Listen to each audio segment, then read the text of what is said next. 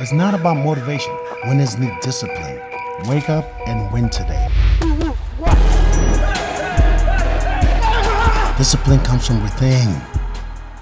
Boxing King Media in association with Boxer Dave Coldwell. We've just seen the weigh-in for Dalton Smith, ZEPEDA, Terry Harper, Sandy Ryan, Campbell, Hatton, Jimmy Joe Flint. It's a really, really good card. Just tell me, which fight are you most excited about?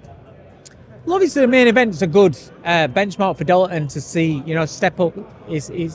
You always get the big prospects where they'll bring somebody in who's kind of been there, and it's a bridging fight before they go on to world titles and real world level fights. So obviously there's that, and I'm a big fan of Dalton's, and he's from Sheffield, so. But Campbell Hatton and Jimmy Joe Flint, I think that's going to be a real good tear-up, I think everybody has this thing in their head where it's Campbell Hatton.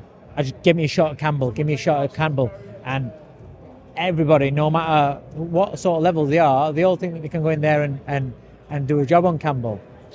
The pressures that someone like that has when they're coming through, son of a famous father, successful father, everybody wants that scalp, and everybody believes that they've got that opportunity. I mean, Matthew had it, being Ricky's brother. Everybody kind of wanted to take that scalp, that name. So it's been passed on to Campbell. But he's an improving fighter. He's a young fighter. He's been going around getting the sparring in.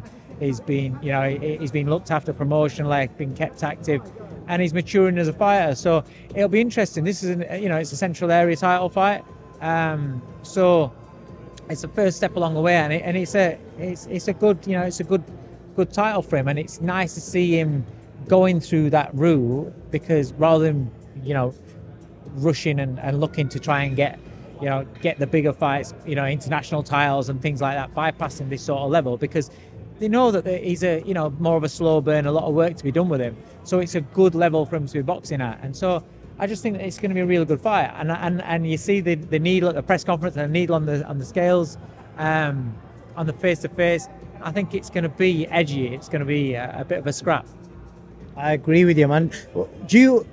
Is Jimmy Joe the favourite in this fight? Because a lot of people are saying he's going to win this fight. And also in the same question, do you think Campbell needs to get some respect for this? Because I've said it to a few people today. We see a lot of prospects when they get to this point, they fight for WBA international belts. No offence to anyone that's won one, but this is probably a harder route. Yeah, it's a more...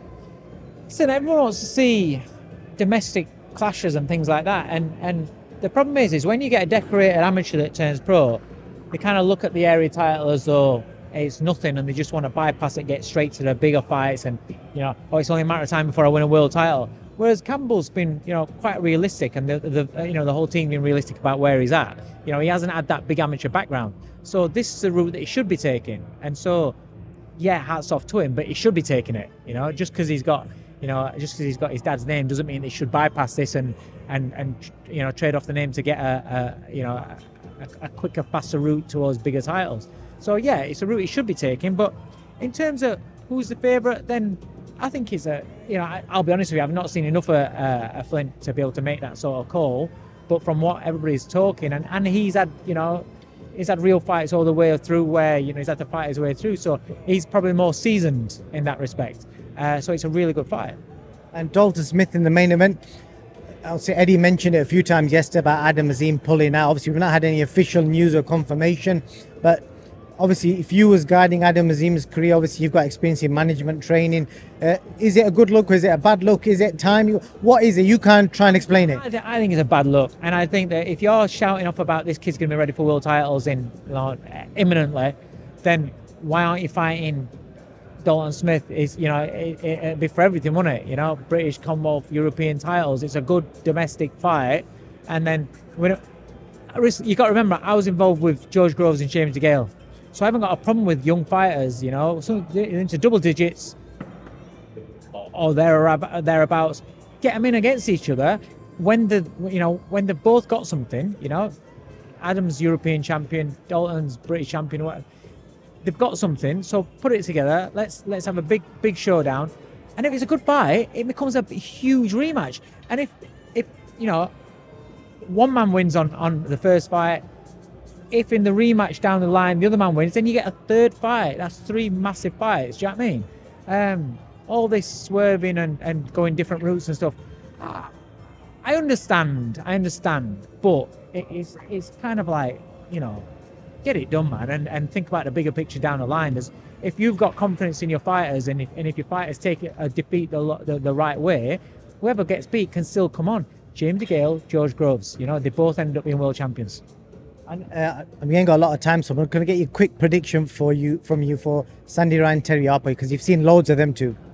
Good fight, really good fight. I don't know, it's a really good fight.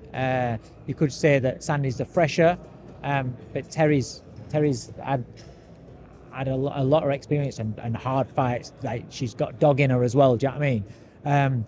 I think she'll be better at this weight. I just think it's a really good fight. So I don't know. It's another fight that I'm looking forward to on the bill, to be honest. Sit on the fence. Yeah, I'm going to pull that splinter out of my arse in a minute when I get off camera. Right. I just want to get your opinion on Dillon White's comeback. Have you seen his fight footage? I haven't seen it, to be honest. What do you make of him coming back? Obviously, there's still some.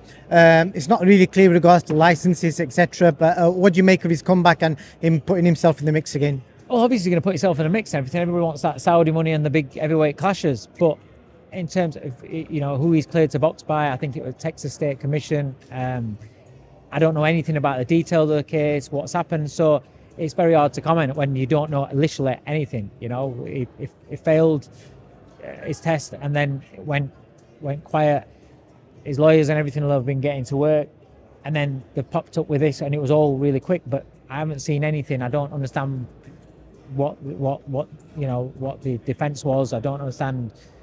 Is he going to be cleared by UCAD and the border control? So it's really hard to comment on. And that's, you know, I've not watched the fight. I've got really not much interest in it, to be honest, until we know what's what. Mike Tyson. Zero interest, mate. Fucking don't even go there with that one. I think I don't want it to happen. Mike Tyson's a legend. It broke my heart watching him sat on the floor having Kevin McBride beat him. You know, that's not Mike Tyson, and that's way back then. So have him coming back to fight, he ain't gonna be better. He ain't gonna be better than what it was when he was younger. And then you've got somebody like Jake Paul who shouts off. I get what Jake Paul's doing. Fantastic, amazing promoter, amazing self-promotion. I get what he's doing. Can't knock him. I can't fault him from his perspective. But from my perspective, I look at it as he's shouting off. He's going to be world champion. He's going to do that, and he's fighting 58-year-old guys. You know, that haven't been anywhere near a fighting boxing ring for a long time. YouTube influencer thing, that's what he's wanting to do, fair enough, but don't shout off about Canelos and world champions and shit like that when you're not having real fights. And from a Tyson perspective, if the fight's got to happen, I hope to God he smashes him to bits.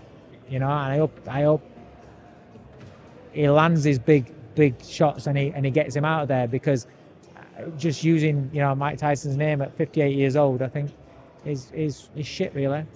If that happens, you know he ain't going to stop. He's going to carry on. But you know what you said there, don't you think people around him, they must have considered before making this decision?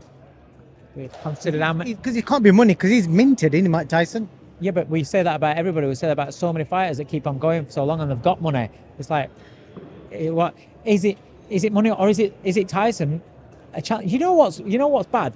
You know when you go, you hit the pads. When you've been retired for a long time, you hit the pads. You feel good on the pads, and you actually start thinking, do you know what? I feel good. 58 years old. I'm 49 years old. You feel good when you're training. You know, everybody feels good when they're training, and it's that. What are his challenges in life? And sometimes people need challenges in their life. Maybe Mike Tyson looking at this and saying, do you know what? This is a bit of a challenge. I'm going to enjoy this. And he sees it from his point of view. That's his challenge in life at 58 years old. We all need challenges to keep us going, to keep pushing us. Whatever your challenges in your life, whatever walk of life it is, we all need that to kind of like keep us young, keep us motivated. And this might be what he's looking at, because like you say, he's made a lot of money. I know he had problems early on, but it seems as though he's in a good place with his life. And it may be just that he's in a good place and he sees this as a challenge back in front of the lights and in front of the crowds and stuff. Fighters miss that sort of stuff. So it might be scratching a bit of an itch. Last question. Canelo asking for 150 to 200 million to fight Benavidez. What do you make of that? I'm a big fan of Canelo, but it's not. I don't think it's a good look. Yeah.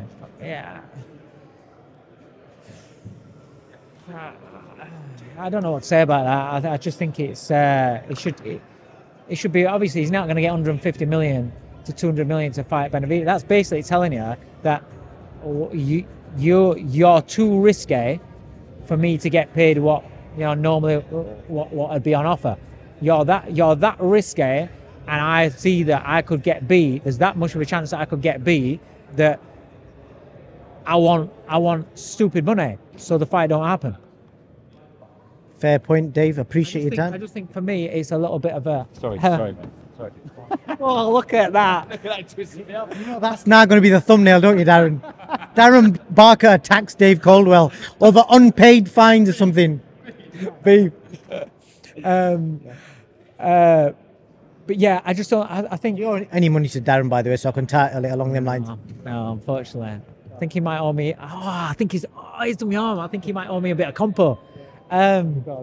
Yeah, I just think it's a bad look, to be honest. I forgot he's totally gone with me. In short, Canelo needs to just make the fight happen because that's what the fans want. I think so, because it's like, listen, you can all slag off Mayweather. Mayweather took Canelo on when Canelo was a young pup coming through, and Mayweather's an old man at that point, but he still took him on. So I think Canelo should return the favour and give the fight to Benavidez. Well, let's see how it all unfolds. Dave, appreciate your time, and I'll catch you tomorrow night. Nice. I got a question for you. Where can discipline take you? Discipline points you toward your goals.